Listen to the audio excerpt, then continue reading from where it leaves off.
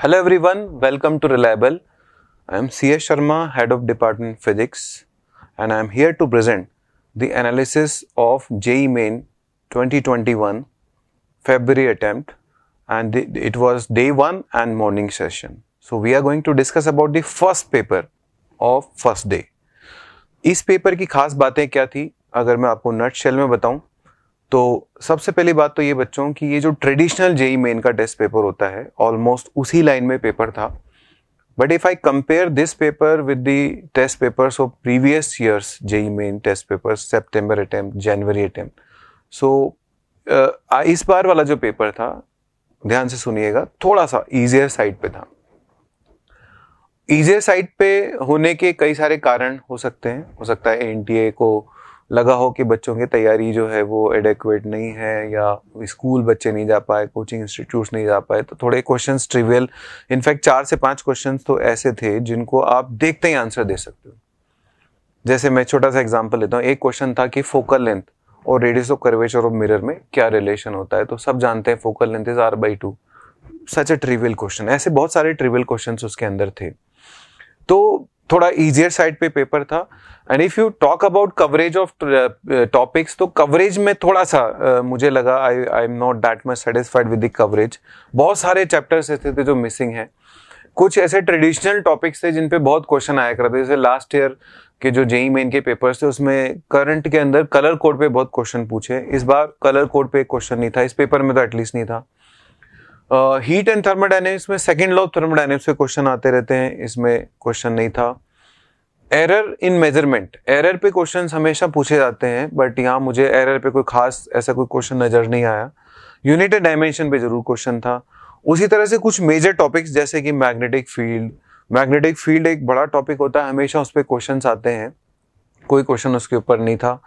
Similarly अगर 11th वाले part में बात करें तो 11th वाले पार्ट में एनएलएम पे कोई क्वेश्चन मुझे नजर नहीं आया. वर्क पावर पे मुझे कोई, जहां तक मुझे ध्यान है, मुझे कोई क्वेश्चन नजर नहीं आया जो सीधा वर्क पावर एनर्जी पे हो. सर्कुलर पे क्वेश्चन था नहीं डायरेक्ट, लेकिन ये जरूर था कि सर्कुलर का जो इन्वॉल्वमेंट है ग्रेविटेशन वाले एक आध क्वेश्चन के, 2 क्वेश्चन के अंदर था.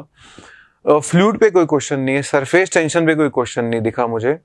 उसके अलावा मेजर 2 टॉपिक्स मिसिंग नजर आए जिन पे हमेशा क्वेश्चंस आते थे, स्ट्रिंग और साउंड वेव, वो भी यहाँ पर नहीं थे. तो थोड़ा मैं इसके जो सिलेबस कवरेज है उसको लेकर के मैं थोड़ा सा निराश इस सेंस में हुआ, क्योंकि अगर सारे टॉपिक कवर होते हैं तो सभी बच्चों को मौका मिलता है. हो सकता है किसी बच्चे का कोई टॉपिक स्ट्रांग हो.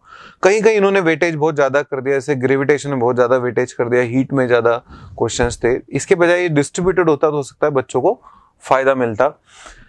This analysis is important for all the students who are going to appear in JEE Main test paper tomorrow and day after tomorrow and day after and next year. तो इसीलिए हम इस analysis को आपके सामने लेकर के आए हैं. उम्मीद है कि आपको इससे जरूर फायदा मिलेगा. And I am very happy and very much thankful to all team Reliable Physics and all the students जिन्होंने हमारी मदद की इन क्वेश्चंस को रिट्रीव करने में. एंड विद इन 1 आवर हमारे पास लगभग आधा पेपर रेडी था, क्योंकि जो बच्चे कोटा में थे, जो बच्चे तुरंत हमारे पास आए, उन्होंने हमारी मदद की क्वेश्चंस को रिट्रीव करने में. And within 2 hours we were ready with all the solutions, all the questions, all the options. ये अलग बात है कि कहीं ना कहीं क्योंकि मेमोरी बेस्ड है, कुछ क्वेश्चन की लैंग्वेज में, कहीं ऑप्शन में, कोई डेटा में हमसे कोई मिस्टेक हो सकती है. तो ऑफिशियल पेपर आने के बाद आप उसको दोबारा वेरीफाई कर सकते हैं. बट ये it is really commendable task by team reliable and all the students who are associated with us. I would like to thank them from depth of my heart कि इतनी strong team हमारे साथ है, इतने अच्छे बच्चे हमारे साथ हैं कि ये टेस्ट पेपर जो है एक रिकॉर्ड टाइम में हमारे सामने रिट्रीव हो गया. और इसी तरह से हम सारे टेस्ट पेपर को रिट्रीव करने वाले हैं. तो स्टार्ट करते हैं बच्चों. कहाँ से हमारा पेपर स्टार्ट होता है? सबसे पहले आप देखें इलेक्ट्रोडायनेमिक्स में. तो इलेक्ट्रोडायनेमिक्स में आप देख सकते हैं कैपेसिटेंस पे एक क्वेश्चन है हमारे पास. ओके, इलेक्ट्रोस्टैटिक्स पे एक क्वेश्चन है, करंट पे 2 क्वेश्चन है, अल्टरनेटिंग करंट पे क्वेश्चन है. वो बेसिकली अल्टरनेटिंग करंट वाला जो क्वेश्चन है वो ईएमआई और अल्टरनेटिंग करंट दोनों चैप्टर्स में माना जा सकता है. It is a simple question based on transformer. तो यहाँ पे जो मेजर टॉपिक मिसिंग है ना वो है ईएमएफ एंड ईएमआई, जो कि ट्रेडिशनली अच्छे वेटेज वाले टॉपिक्स होते हैं. But maybe there is a possibility हो सकता है आज के सेकंड पेपर में, हो सकता है कल ये चैप्टर्स पूछे जाए. देन केटीजी एंड थर्मोडायनेमिक्स, यहाँ पे 3 क्वेश्चन है. फेयर वेटेज है, 10% के आसपास का वेटेज यहाँ पर है। ठीक है, इधर आप देखिए 16% वेटेज है, 10% वेटेज इसका है। देन कमिंग टू मैकेनिक्स, ये 12th वाले पार्ट की बात कर रहे हैं। ओके, 11th वाले पार्ट में देखें और इधर फिर ये मैकेनिक्स 11th वाला पार्ट आ गया।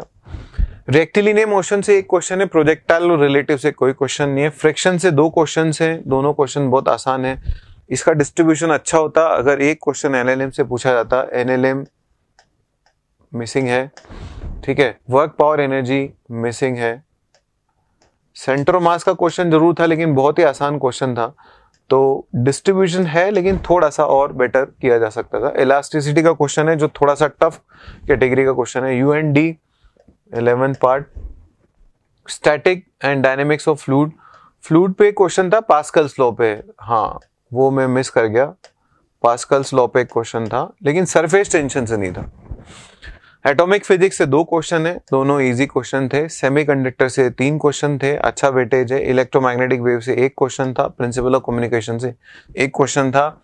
वेव ऑप्टिक्स से 2 क्वेश्चन थे, एक यंग्स डबल स्लिट एक्सपेरिमेंट पे बेस्ड था और दूसरा जो क्वेश्चन था वो था पोलराइजर वाला, यानी कि पोलराइजेशन पे बेस्ड था, है ना। फिजिकल ऑप्टिक्स पे 1 क्वेश्चन था, geometrical optics and physical optics पे 1 क्वेश्चन था, मिरर वाला, है ना। एसएचएम का 1 क्वेश्चन था। तो जो टॉपिक मिसिंग है उनकी बात करें तो मैंने कुछ तो वहां लिस्ट डाउन कर दिए। उसके अलावा सेकंड लॉ, जो कि एक तरह से सेकंड लॉ ऑफ थर्मोडायनेमिक्स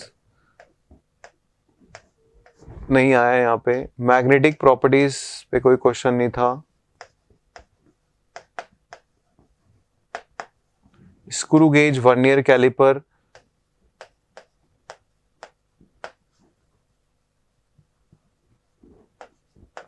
कोई क्वेश्चन नहीं था, है ना। ये कुछ टॉपिक्स हैं। उसके अलावा डैम्ड ऑसिलेशन पे कोई क्वेश्चन नहीं था। डैम्ड ऑसिलेशन पे हमेशा क्वेश्चन आते हैं बट इस पेपर में कोई क्वेश्चन नहीं था। डैम्ड एंड फोर्स ऑसिलेशन के ऊपर कोई क्वेश्चन नहीं था, है ना। तो थोड़ा डिस्ट्रीब्यूशन से निराशा लगी लेकिन ठीक है, जो चीज बच्चों के हित में है वो ज्यादा जरूरी है। क्वेश्चन में हमने 30 पेपर में हमने 30 क्वेश्चंस का एनालिसिस दिया है लेकिन आपको इसमें से केवल 25 क्वेश्चंस करने थे। आपके पास चॉइस थी कि आप उन क्वेश्चंस को चुन सकते हैं जो आपने पढ़ा है। और जैसा कि मैंने पहले किसी वीडियो में आपको बताया था कि चॉइस देने का जो पर्पस है गवर्नमेंट का वो ये है कि we have different zones, different states, different boards, जहाँ पर अलग अलग तरह से सिलेबस पढ़ाया जाता है। सीक्वेंस में कई बार चेंज होता है ड्यू टू लॉकडाउन। कहीं पर हो सकता है बच्चों ने पूरे चैप्टर्स कंप्लीट नहीं किए हो, तो ये एचआरडी मिनिस्ट्री ने एक रास्ता निकाला कि सभी बच्चों के हितों का ध्यान रखते हुए हम लोग किस तरह से पेपर बनाएं ताकि हर बच्चा जो है किसी बच्चे का नुकसान ना हो। So this was a commendable solution given by HRD ministry, government of India, और एनटीए जिन्होंने इस पेपर को कंडक्ट किया इतनी खूबसूरती के साथ, इतना बढ़िया पेपर बनाया, वो सब लोग धन्यवाद के पात्र हैं। एक अपन छोटा सा एनालिसिस यहाँ पे कर सकते हैं। ये 11th वर्सेस 12th सिलेबस का एनालिसिस है। आप देख सकते हैं 12th वाले पार्ट में क्वेश्चंस थोड़े से कम है लेकिन मोरलेस वेटेज 50-50 जैसा है। हम लोगों ने ग्रेविटेशन को और ज्योमेट्रिकल ऑप्टिक्स को 11th वाले पार्ट में काउंट किया है। ठीक है, कुछ बोर्ड्स में ज्योमेट्रिकल ऑप्टिक्स 12th में काउंट होता है, तो अगर वैसा होगा तो एग्जैक्ट 50-50% वेटेज आ जाएगा। तो ओवरऑल पेपर स्कोरिंग है, ठीक है, टाइम में कंप्लीट हो गया होगा। अगर आपने फिजिक्स वाले पार्ट की बात करी तो शायद कम समय में ही कंप्लीट हो गया होगा, ठीक। और कवरेज जहां तक है, ठीक है, कवरेज एक दूसरा इशू है लेकिन ज्यादातर जो क्वेश्चंस पूछे गए थे इजी थे। 4 से 5 क्वेश्चन डायरेक्ट थे, यानी कि आप देखते हैं टिक कर सकते थे। और एक क्वेश्चन, हार्डली एक क्वेश्चन को अपन लोग टफ कैटेगरी में रख सकते हैं, मॉडरेट टू टफ कैटेगरी में रख सकते हैं, इलास्टिसिटी एंड विस्कोसिटी वाला।